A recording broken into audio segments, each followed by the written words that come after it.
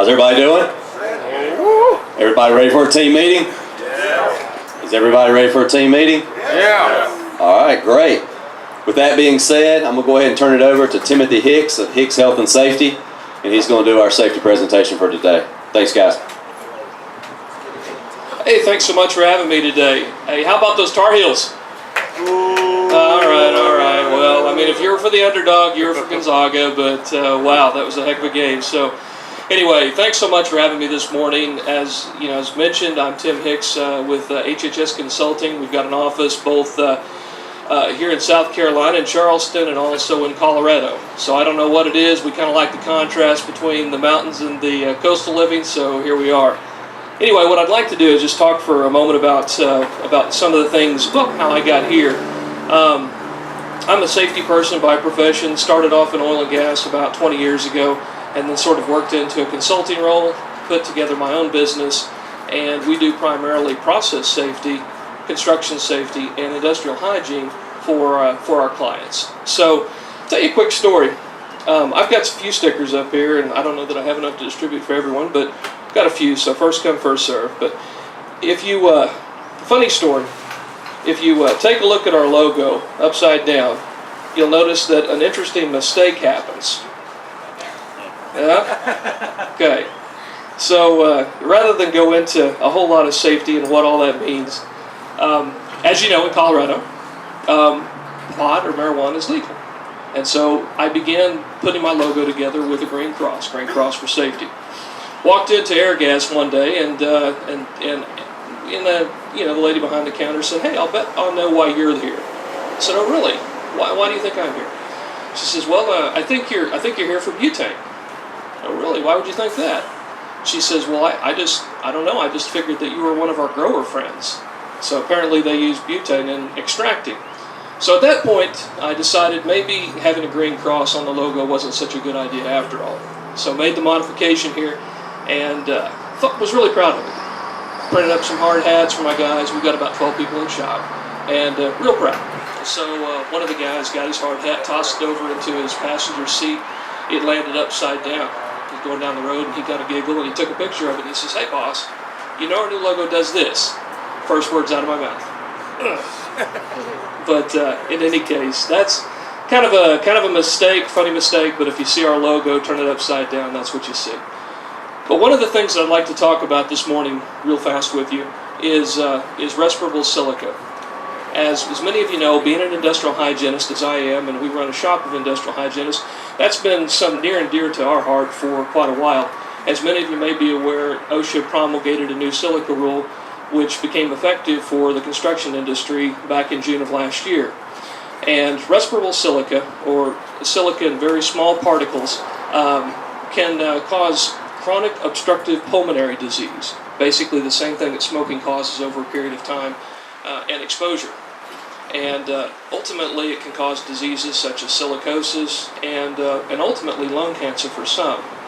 And it's important that you know that there are a few things that you do on site or can engage in on site that can expose you to this type of material. Notably, anything having to do with concrete sawing, to some extent sawing cement-covered fiberboard, and things of that nature. So anyway, it's important to recognize that there are a few sources of silica exposure that can occur on a normal construction site. Notably, those things that have to do with handling sand and cutting concrete. And so, in OSHA, with what OSHA did, is they promulgated this new rule which reduced this limit of exposure that any one worker can be exposed to down to 50 micrograms per cubic meter, which is a very, very small amount. And in doing so, they also recommended a few exposure controls, notably, wet methods for cutting concrete. If certain tools that are ventilated, things of that nature. So they've got this table 1 in the reg that says, well, if you're cutting concrete, then you need to have a ventilated tool, and if you can't have a ventilated tool or you can't use a wet method, then you should use a respirator. The important thing, though, is that, and they recommend the type of respirator. The important thing of this, though, is if for one reason or another you can't abide by the recommendations that they provide in Table 1, they require this thing called an exposure assessment.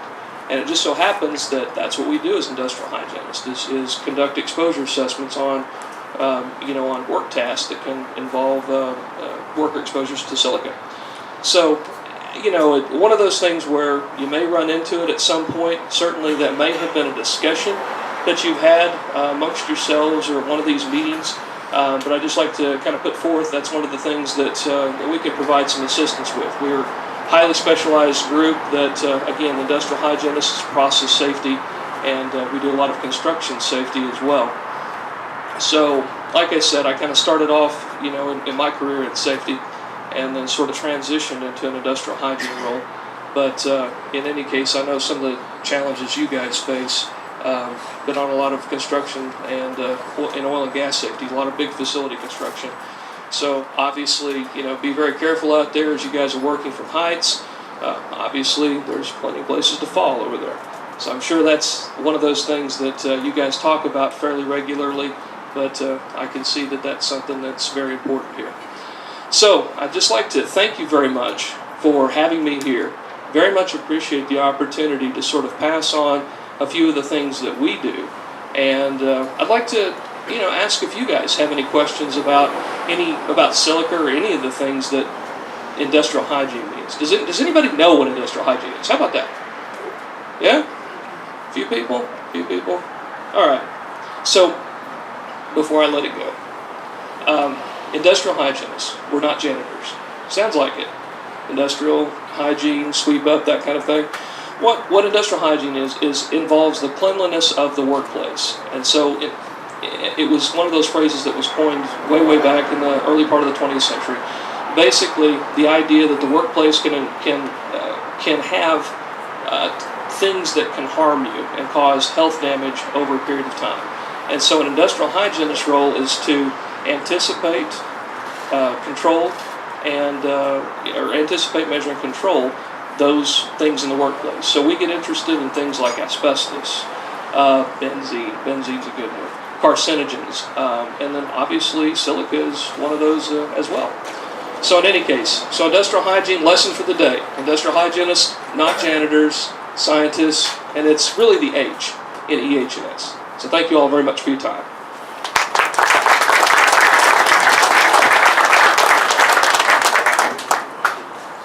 All right, real quick update on the project. We're at 78%, which is now climbed to above, so we're back to being a high-performing team, so we appreciate everything everybody's done. One major milestone is the last of the H-piles are driven, so we're done with piles. We appreciate that, Parker. Thank you. There you go, guys. Good job. Jack and team, awesome job. Another major milestone coming up is 3 weeks from now, we should be done out of foundation, so Lithco, thank you for fighting through the weather, fighting through the crane. We really appreciate it. And then thank you, ABG, for supporting them as they go forward. And then everybody else I haven't mentioned, again, thank you. Have a safe week. Really appreciate all you do. And I'm going to go ahead and turn it over to Christina. Thanks, guys. All right, good morning, everybody. Okay, so this week, I'm still talking about energy conservation because it's still very important. But I want to focus on ceiling fans, and I've got 3 questions for you, and they're going to be true, false, okay? Yeah? Yeah, okay. All right, so the first one. Ceiling fans cool people. True or false? Okay, question number 2. Ceiling fans cool rooms. True or false? True. All right. Ceiling fans heat air. True or false? True. All right. So you got some of them right. Ceiling fans cool people. True. Ceiling fans cool rooms. False. A ceiling fan's sole function is to cool people, not the air around you. So, if you're in a room with a ceiling fan and it's running and you're in the room, it's cooling you. But if you leave the room and you leave the ceiling fan on, it's doing absolutely nothing but wasting energy. It does not cool the air in the room. Third, I guess. Ceiling fans heat air. It's true. What runs the ceiling fan? A motor, exactly. And what does that motor do? burns energy and produces heat, absolutely. So if you keep that ceiling fan running, or fan in general, and you're not in the room, not only is it not cooling you because you're not in the room, it's heating the air around you, essentially making it hotter and burning energy. So remember that next time. So what should you do when you leave the room and you've got a ceiling fan? Turn it off. Turn it off. Awesome. One other thing I wanted to mention is this road over here. All right, y'all see Antoine over there? All right, so that guy's standing by the gate, that northwest gate, all day, every day, and he's been doing an awesome job of trying to keep people from walking down the road for safety reasons. If we're walking down the road, we've got other pedestrians walking down the road, and right now there is no sidewalk, unfortunately. But if y'all can do me and us a huge favor and walk down the side of the job site instead of walking down the road if you're trying to get to the north end, that would be extremely helpful. You think we can do that? Oh, yeah. Yeah, awesome. Okay, thanks guys. Good morning, and I promised Anton I would apologize because I did that twice yesterday. So Anton, I apologize for walking down that street. It's a bad habit. I will say I think Joe is working on a sidewalk. They've got the crane out of there. Hopefully this week, I believe we can have a sidewalk up. Is that right, Joe?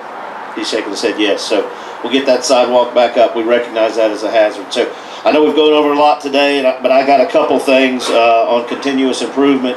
Yesterday I got the opportunity, y'all should know Sean Jenkins by now. He's come out here, he's had a barbecue. Actually next Tuesday at our safety meeting, he's going to bring chicken biscuits. He's very appreciative of everything that's going on here. He couldn't be more excited. We got to go out there and tour Benefit Focus. Those of y'all are aware of his operation out there on Daniel Island, and it's an amazing operation. I saw a lot of things that paralleled a lot of what we're doing with his collaboration, his interaction between his people. It's just an amazing facility. Spent a few hours over there, and it was just really cool to see what they were doing. As you walk around, you see things like they've got hot rods in there, and they've got cool classic pickup trucks and Ducati motorcycles and guitars and cornhole boards. A lot of things that they do to inspire fun and an upbeat, positive culture he has out there. People are sitting on couches. Now, these are computer programmers, and I know that's not us, but we are trying to emulate a lot of those same characteristics out here. I think he's far ahead of us. He's brought a lot of that stuff from California, but it was really cool. And I think the two things that I think I took away from there that he focused on is employee engagement. And we're working really, really hard to get all of our people out here to be engaged in what we're doing. One of their big kind of mottos is develop your field. So whatever your job is, whatever your trade is, whatever your craft is, how are you developing that? How are you continuously improving that? How are you making that better? So think about that as you go about your day-to-day stuff. How am I making what I do every day better? Okay? And if we do that, we will continue to improve this team. Okay, a couple things else that I have is make sure everybody realizes our job site store is open. I understand last week they would not take cash. We absolutely will take cash. We not only will take cash, we will not tell you no. That store is out there. It is not a profit center for us. If you go look at the prices in that store, they are not making any profit. It's a sheer convenience for us out there in the field. Okay? Don't want to be wrong. Robbins and Morton's not going to lose any money. But that store's intent is to be a convenience for us workers out there in the field that need supplies, consumables, miscellaneous stuff. Kenny Lester is working very, very hard to get y'all what you need. I understand we got a lot of people going through there. Y'all continue to do that. Continue to communicate with him, and we'll continue to try to provide you the products you need out here to make it better. I know it's different. I know it's, but that's the reason it's here. It truly is.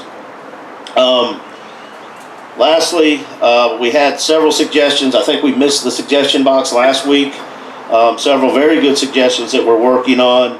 One of which is we need walking paths down each side of the job. We absolutely are correct. I'm kind of embarrassed that y'all needed to tell us that. We should have known that. But I believe we have one down the west side of the site. The east side, they're pulling sheet pile right now, and that will be right behind those sheet pile route. We will have a good, clean walking path down there. To be honest, we're working on the entire site. I'm struggling greatly with the amount of materials we have out here. We're trying to thin it down and make it more where we can get around and move a little better. We're working really hard on that. Paul, Melvin, and Joe Evans and Jeronica and the crew will be working hard. I know it's going to be a pain to get stuff moved and out of the way, but we got to minimize the materials out here. We can't be it gets to look like a landfill when we get too much materials out here. The next, somebody had talked about moving the safety meeting in case it rains underneath the deck. It's a great idea. That's absolutely our plan. We're moving it underneath there. It'll probably be a couple months from now. We'll get concrete poured and it's safe to move this whole operation, but we absolutely will get it out of the elements. A good suggestion. Somebody talked about the sewage smell. The owner's working, I think it's the city, it might be the county, but trying to get that fixed. They do have a bad sewage line, and when it's really, really flat, when it backs up, we get storms like this. I won't be surprised if that smell doesn't come up today. So they're struggling, but we're trying to get that utility fixed. A few other things. They wanted some T-shirts. We got T-shirts coming. Those were already on the way. And the food. Somebody wrote taco truck. We are working. We've taken the survey that y'all gave us, and we've taken those results. We brought all the food vendors in, or all the ones that would attend. I think it was 5 or 6 of them, I believe. And we've got 2 trucks. Chef Frisco, I don't know him, and I think Kel on Wheels want to set up out here permanently.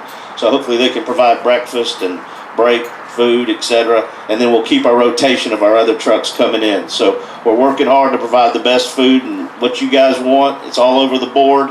But Chef Frisco has told us he will work with whatever you guys want to try to get everybody happy. And then as we go vertical, we will be providing food on each floor to try to make it more convenient to get good lunch. And then I think we're also working with Clean Eats to have a healthy alternative out here to have those of y'all that are focused on your health. So didn't mean to go so long this morning. I appreciate everything y'all are doing. I know we had a lot of material. We stick around after this if y'all have any suggestions or want to talk about anything. Again, I know I say it every week, but we truly do appreciate everything you're doing. What we're doing out here is really great. Everybody here should be really proud of it. For our giveaway this week, we've got a Black & Decker, looks like a drill bit set. I think it came from our on-site store. And we have drawn Sean Warren. Sean here? Sean Warren? All right. Okay, guys, thank y'all very much. Y'all have a safe week.